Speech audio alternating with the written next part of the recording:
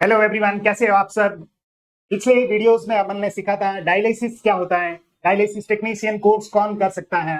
और आज हम सीखेंगे या फिर आज मैं आपको बताऊंगा कि डायलिसिस टेक्नीशियन कोर्स करके कैसे आप गवर्नमेंट जॉब ले सकते हैं, है ना। जस्ट 2 साल का डिप्लोमा करके आप गवर्नमेंट जॉब इजीली लग सकते हैं, या फिर कुछ सर्टिफिकेशन कोर्स भी होते हैं, उसको करके आप डायरेक्टली इजीली अपना गवर्नमेंट जॉब लग सकते हैं। और बाई चांस वैसे गवर्नमेंट जॉब अपन नहीं भी ले पाते हैं तो आप अपना प्राइवेट में खुद का डायलिसिस सेंटर तक खोल सकते हैं, है ना।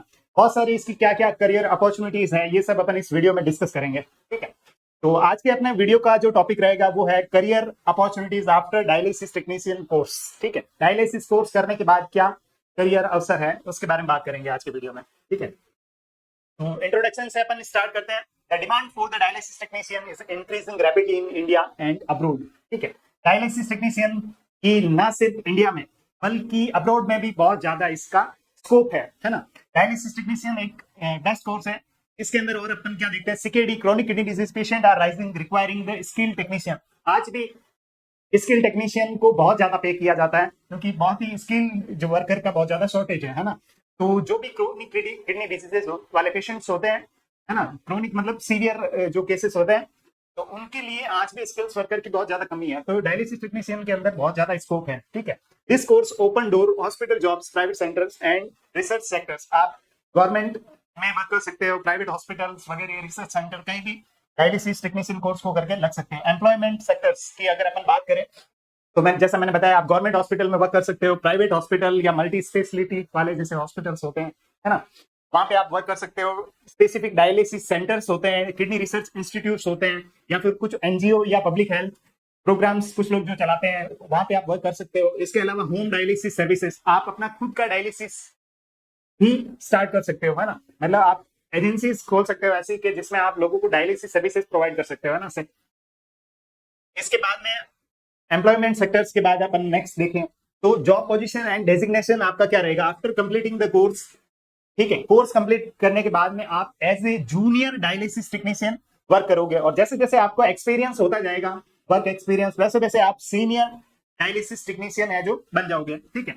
तो जूनियर के बाद आप एक्सपीरियंस के थ्रू सीनियर बन जाओगे। इसके अलावा डायलिसिस असिस्टेंट या ऑपरेटर होता है ना। डायलिसिस असिस्टेंट की तरह आप जॉब कर सकते हो। डायलिसिस असिस्टेंट का मतलब ये है कि ड्यूरिंग डायलिसिस आप क्या करते हो कि मशीन को ऑपरेट करने में, मतलब स्पेसिफिक जैसे डायलिसिस जो मशीन है, उस मशीन को ऑपरेट करने के लिए एक असिस्टेंट की नीड होती है, तो उसमें आपका एक अच्छा करियर ऑप्शन बन सकता है, ठीक है। उसके बाद डायलिसिस इंचार्ज बन सकते हो, या फिर आप पूरा जो यूनिट है उसके सुपरवाइजर बन सकते हो, है ना। जहाँ पे भी डायलिसिस होता है, जैसे नेफ्रोलॉजी डिपार्टमेंट है अपना, वहां पे पर्टिकुलर जहाँ पे भी डायलिसिस होता है वहां पे पूरा आप इंचार्ज बन सकते हो, है ना। उसके बाद में डायलिसिस एजुकेटर और ट्रेनर, जैसे आपने कोर्स किया उसके बाद में आप उसी सेम कोर्स को करके दूसरे लोगों को भी सिखा सकते हो डायलिसिस टेक्नीशियन के बारे में, जैसे कोर्स होता क्या है, क्या सब्जेक्ट्स है ना। आप उसको मास्टरी करने के बाद अपने जो स्टूडेंट्स हैं उनको भी आप एजुकेट कर सकते हो, डायलिसिस एजुकेटर या फिर ट्रेनर की पोस्ट आपको मिल जाएगी। उसके बाद में clinical coordinator, same nephrology unit के अंदर क्लिनिकली आपको कोऑर्डिनेशन की भी का भी रोल मिल सकता है ना। उसके अंदर भी सेम वो इंस्ट्रक्टर की तरह ही एक जॉब होती है, ठीक है। तो ये अलग अलग कुछ जॉब पोजीशन है या डेजिग्नेशन बोल सकता है। उसके बाद में गवर्नमेंट जॉब अपॉर्चुनिटीज क्या क्या है, ठीक है, डायलिसिस टेक्नीशियन के लिए। अगर अपन गवर्नमेंट जॉब अपॉर्चुनिटीज की बात करें तो गवर्नमेंट हॉस्पिटल में जैसे एम्स में हर लगना हर किसी का ड्रीम रहता है ना। All India institute of medical science में कौन जॉब नहीं करना चाहता। एम्स की सैलरी एकदम लग्जरी लाइफ और रेस्पेक्ट, है ना। मेडिकल प्रोफेशन में जितनी रेस्पेक्ट आई थिंक मिलती है, मुझे नहीं लगता किसी और प्रोफेशन में मिलती होगी, है ना। तो ये एक बहुत अच्छा करियर अपॉर्चुनिटी है कि आप डायलिसिस टेक्नीशियन के कोर्स को करके एम्स तक में जॉब कर सकते हो एज ए डायलिसिस टेक्नीशियन, है ना। तो गवर्नमेंट हॉस्पिटल ना सिर्फ एम्स बल्कि ESIC, Safdarjung state medical colleges जो भी रिक्रूट करते हैं, तो वहां पे आप जॉब कर सकते हो ना। जैसे इसके बाद में नेक्स्ट बात करें, रिक्रूटमेंट बोर्ड कौन कौन करवाता है, तो एनएचएम करवाता है, यूपीएससी करवाता है, एसएससी कराता है, स्टेट हेल्थ डिपार्टमेंट, ये सब है जो एग्जाम कंडक्ट करवाते हैं, ठीक है। उसके बाद में नेक्स्ट अपन बात करें एलिजिबिलिटी की बात करी, तो मैंने आपके पास डिप्लोमा होना चाहिए या फिर डिग्री होनी चाहिए, ठीक है। तो आप इस पोस्ट के लिए एलिजिबल हो। Technology and registration if required, ठीक है। बेसिक रजिस्ट्रेशन आपका कंप्लीट होना चाहिए, है ना, फॉर्म भरने से पहले या फिर कई बार नहीं भी मांगते हैं तो एग्जाम में आपका सिलेक्शन के बाद में आपके पास बेसिक रजिस्ट्रेशन जो है वो होना चाहिए, और एफिलिएटेड होना चाहिए, जैसा हमने पुराने वीडियो में बात करी है ना। तो एफिलिएटेड होना चाहिए आपका जो कॉलेज है, ठीक है। तो उसके बाद में पे स्केल की बात करें तो 25 to 45,000 as per the 7th पे कमीशन। ये तो एक बेसिक पे की बात हो रही है ना।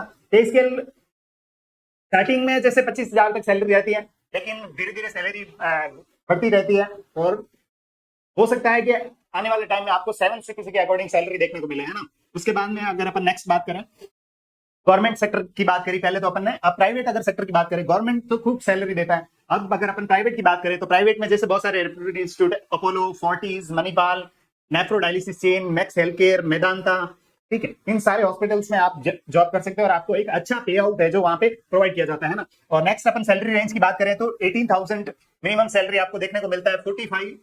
45,000 तक आप सैलरी है जो एक्सपेक्टेड रख सकते हो, वो आपके एक्सपीरियंस के ऊपर डिपेंड करता है ना। नेक्स्ट अपन बात करें, आप अदर कंट्रीज में भी जॉब कर सकते हो। अदर कंट्रीज जैसे UAE, Arabia, Qatar, Singapore, Malaysia, UK, Canada, जो भी आपका फेवरेट प्लेस हो, इंडिया के बाहर जा सकते हो आप इस कोर्स को करके। Dialysis technician not in India बल्कि ऑल ओवर वर्ल्ड में इसका बहुत अच्छा स्कोप है, ठीक है। इसके बाद में नेक्स्ट अपन रिक्वायरमेंट की बात करें तो बाहर जाने के लिए क्या अपन को कोई एग्जाम देना रहेगा क्या, है ना। तो बाहर जाने के लिए आपको बेसिक इंग्लिश का एग्जाम तो देना ही पड़ेगा, जो कि हर एक उसमें लगभग कंपलसरी होता है। आईएलटीएस करके एग्जाम होता है जो कि बेसिक इंग्लिश स्पीकिंग के लिए है। उसके बाद में आपके पास वैलिड डिग्री होनी चाहिए, एक्सपीरियंस प्रॉपर होना चाहिए बाहर जाने के लिए, ठीक है, और प्रॉपर लाइसेंस है जो आपके पास होना चाहिए, है ना भाई। 3 मेन रिक्वायरमेंट है। एक तो आपको इंग्लिश बेसिक आना चाहिए, इसके लिए आईएलटीएस एग्जाम क्लियर करना पड़ेगा। इतना कोई टफ एग्जाम नहीं होता है, नॉर्मल एग्जाम होता है जिसमें रिटन इंग्लिश और स्पीकिंग वगैरह कुछ और इंटरव्यू इस तरीके के उसमें टेस्ट होता है, ठीक है, और आप उसको क्वालिफाई करने के बाद जा सकते हो, ठीक है। उसके बाद में आपके पास वैलिड डिग्री होनी चाहिए, एक्सपीरियंस सर्टिफिकेट होना चाहिए और लाइसेंस जो है वो होना चाहिए, है ना।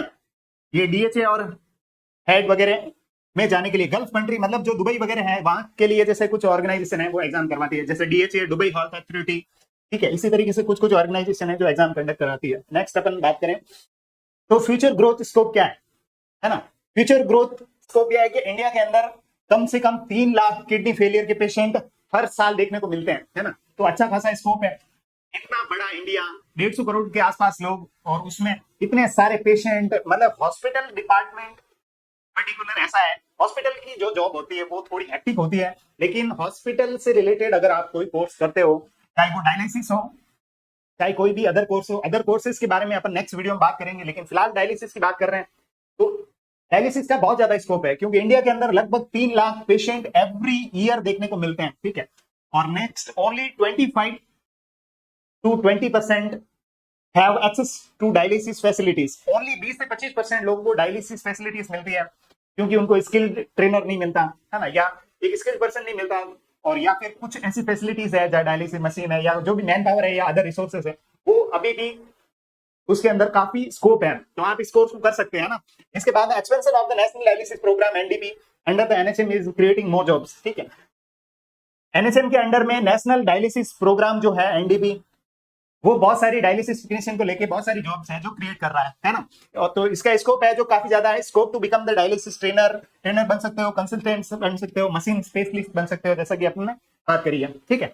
इसके बाद में नेक्स्ट अगर बात करें अपन हायर स्टडीज एंड सर्टिफिकेशन, अगर आपको इस कोर्स के बारे में आप कोर्स कर लेते हो और आप और डिटेल में इसको सीखना चाहते हो, जानना चाहते हो, तो आप हायर स्टडीज के लिए जा सकते हो, है ना। हायर स्टडीज के लिए आप डिप्लोमा के बाद में, अगर आपका मन है कि भाई मैंने डिप्लोमा कर लिया है और मैं डिग्री के लिए जाना चाहता हूं, तो आप डिप्लोमा करने के बाद डिग्री पे जा सकते हो, शिफ्ट हो सकते हैं आप। उसके अंदर एमएससी कर सकते हो, है ना।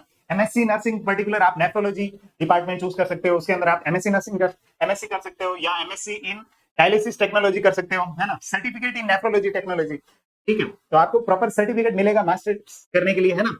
और बायोमेडिकल इक्विपमेंट मैनेजमेंट कोर्सेज जो बीएमडब्ल्यू से रिलेटेड अदर कोर्सेज होते हैं ना, जो इन्फेक्शन कंट्रोल करने के लिए किए जाते हैं, ठीक है, वो सब आप स्पेशलाइजेशन कोर्स कर सकते हो, जो कि आईएमए करवाता है और एचएसएससी कराता है, ठीक है। आईएमए मतलब इंडियन मेडिकल अथॉरिटी या फिर हेल्थ सेक्टर स्किल्स काउंसिल, ये सब लोग करवाते हैं ना, ठीक है। तो आज इस वीडियो को अपन यहीं एंड करते हैं, और अगर आपका भी ड्रीम है as a dialysis technician AIIMS में जॉब करना, तो आप इस कोर्स को कर सकते हैं। और अगर इस वीडियो से रिलेटेड कोई भी क्वेरी हो या डायलिसिस टेक्नीशियन से रिलेटेड, तो आप वीडियो में कमेंट करके पूछ सकते हैं, या फिर आप हमारे नंबर पे कॉल करके पूछ सकते हैं, ठीक है। और इसी तरीके के और इंफॉर्मेटिव वीडियोस देखने के लिए बने रहिए किरोशा पैरामेडिकल एकेडमी पर। Thank you so much.